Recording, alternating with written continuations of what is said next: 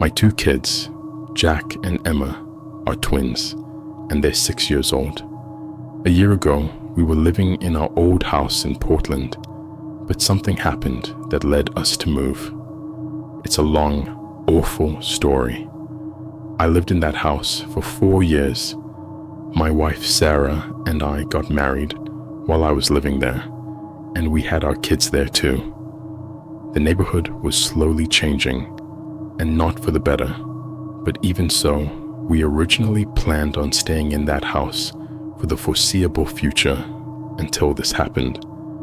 We were in a corner house, and the house behind us on the intersecting road was hidden by tall trees and bushes, so we hardly ever saw those neighbors. Our neighbor on the right, Mark, had just moved in less than a year ago at the time. I had only spoken with him a couple of times. Both times, I could hardly understand what he said because of his heavy accent, and he just didn't seem very friendly. Two of his windows overlooked our backyard, so there wasn't much privacy. However, I never saw the lights on in those rooms, so I assumed they were unused guest rooms or something like that.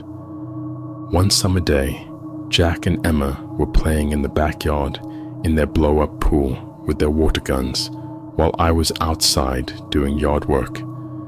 At one point, I was walking toward the detached garage when I saw Mark at his window.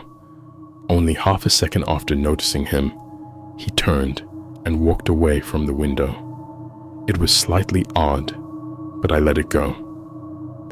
Later that day, as the sun was going down, the kids went back outside to play again.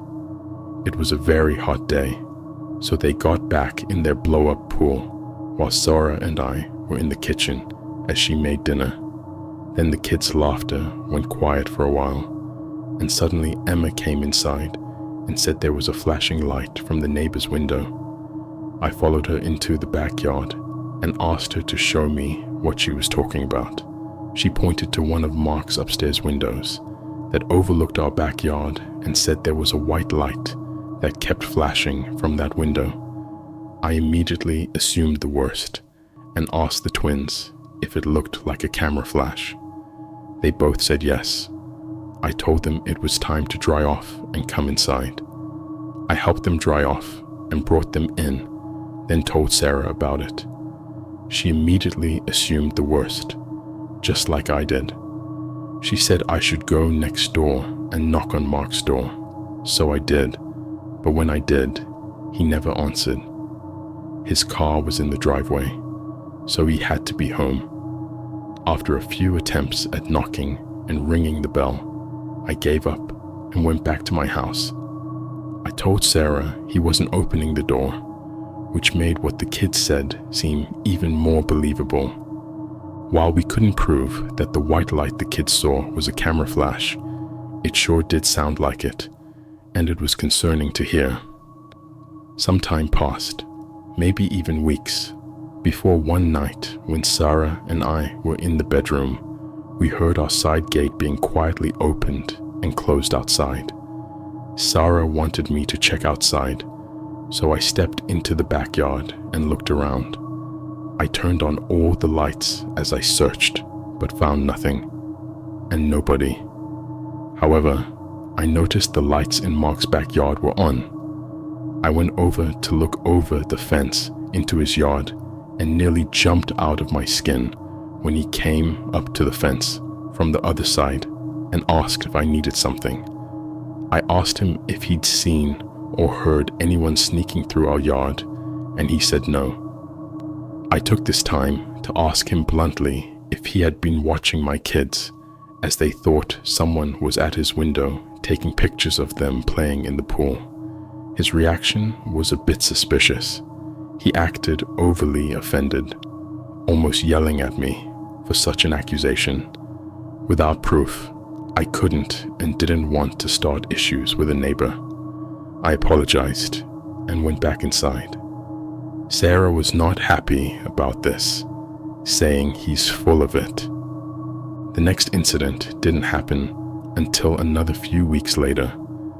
This time, It was in the middle of the night when we were asleep. I woke up to Sarah shaking me in a panic. I looked around the room, confused at first, but then I heard the kids screaming from their room. I jumped out of bed and ran downstairs to the kids' room.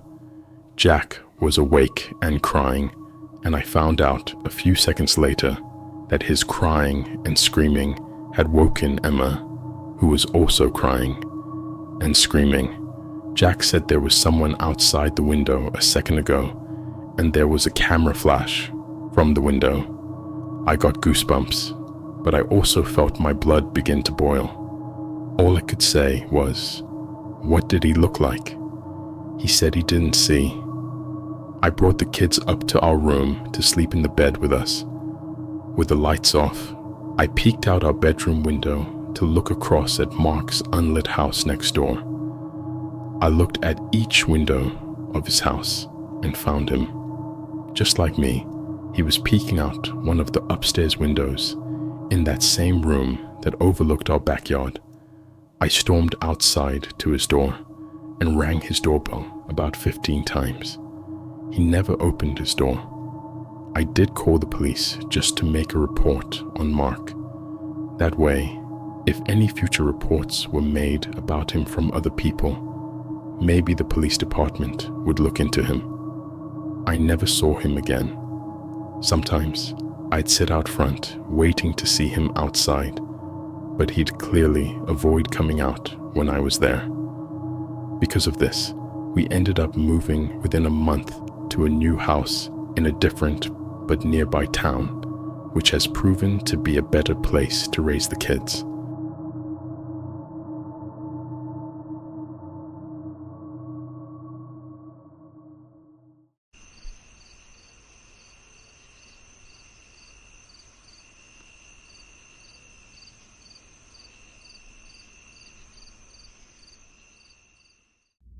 About 3 months ago, I moved into an apartment in Chicago with 2 other guys so I could attend college.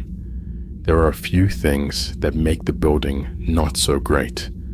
For example, most apartment rooms face the corridor where people on the same floor constantly walk back and forth to get in or out of the building. If you keep your windows open, anyone passing by can see into your room.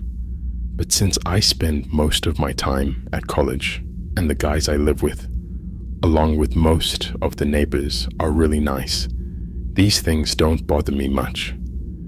A few nights ago, while getting ready for bed, I heard music playing from somewhere.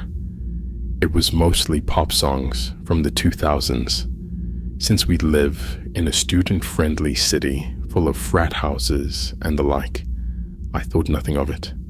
There were probably a bunch of parties going on, or maybe some friends were listening to music on the street. I got into bed and let a random video play on my phone to help me fall asleep, as I often do. But as I started to doze off, I heard drilling noises. At first, I thought I was just sleepy and hearing things, or maybe the sound was coming from my phone. But I paused the video and listened closely. There was definitely someone using a drill nearby. I got up and walked around the apartment, feeling confused. It was around 11 p.m., so there was no way someone could still be working. The sound was louder at my bedroom window, so I opened it to check and quickly realized it was coming from the neighboring apartment, the one closest to my window. At that moment, I also realized the music was coming from there. No one lives in that specific apartment, so my confusion only grew. But then I figured maybe someone had planned to rent it, talked it over with the landlord, and he ordered something to be fixed. Still, the fact that they were doing it so late on a Thursday felt really strange. I went back to trying to sleep, but the noise wouldn't stop. I was texting a friend and eventually started complaining about it, sending him audio recordings and even a video directed at the window where all the noise was coming from. He said I should call the police, because there was no way it was legal for someone to be doing this, especially in a building full of apartments. I decided against it since I just wanted to get some rest, and it was already past midnight. I forced myself to sleep through the drilling sounds, but a little past 1 a.m., I woke up again, this time to hammering. Feeling stressed, but not enough to take action just yet, I tried to sleep once more, only to wake up again. This time, I didn't even check what time it was. I was totally fed up, so I put on a robe and went to confront whoever it was. The window to the apartment was open, so I decided to talk to the people from there. The window was located above the stairs, so I had to go down a few steps to get in view, and I'd look even shorter being seen from there. But that was the last thing on my mind. As soon as I got to the window, I felt most of my courage leave me. In that room, there were 4 men who all seemed to be around their 30s or 40s. They all stopped what they were doing to look at me. Now, only the song coming from the radio could be heard, and somehow it felt chilling to have all those other noises stop so abruptly. Even though that's what I wanted just seconds earlier, I definitely didn't want to be the focus of these 4 men. Another thing that bothered me, but I didn't think about until the next day, was the men's peculiar choice of music. It just felt creepy to realize that middle-aged men were listening to songs that teenagers or even pre-teens would be listening to. None of them looked shocked to see me. They just had puzzled looks. Remembering why I was there in the first place, I said, "Excuse me, it's pretty late, and most people here have work early in the morning. If it's not too much to ask, can you guys do this some other time?"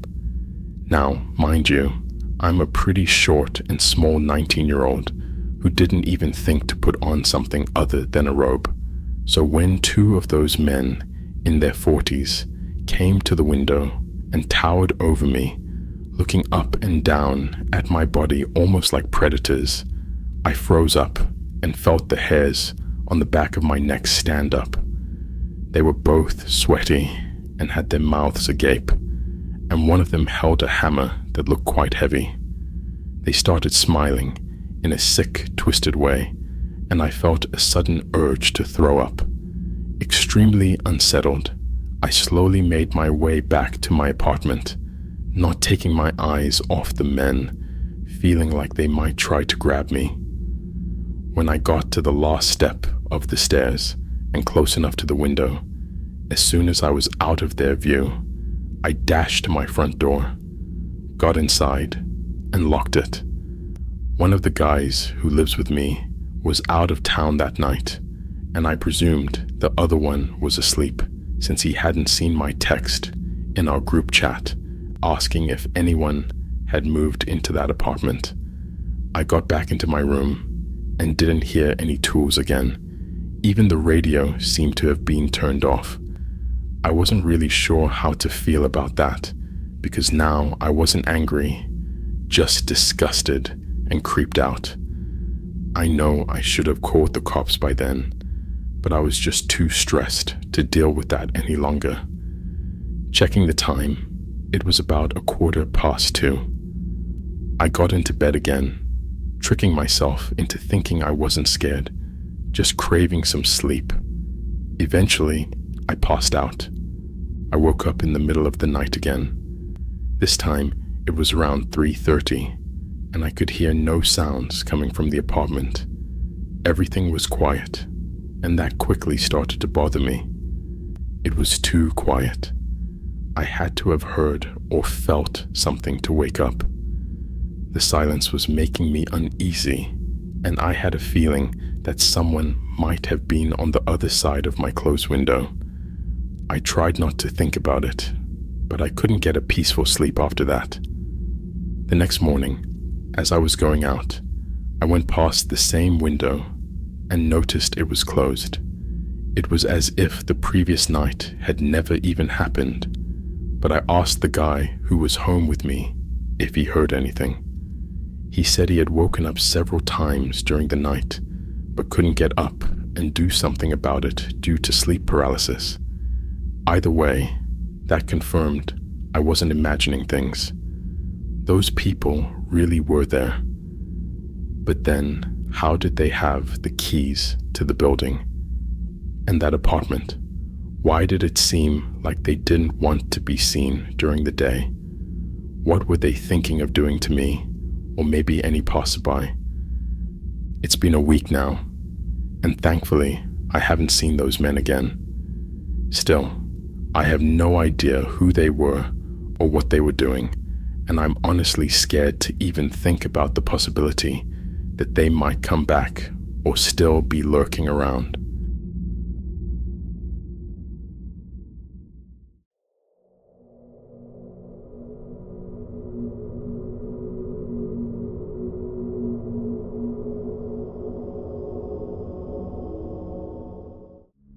I live in a pretty basic suburban town in Greenfield, California. My girlfriend Hannah and I recently started renting a small house, perfect for 2 to 4 people.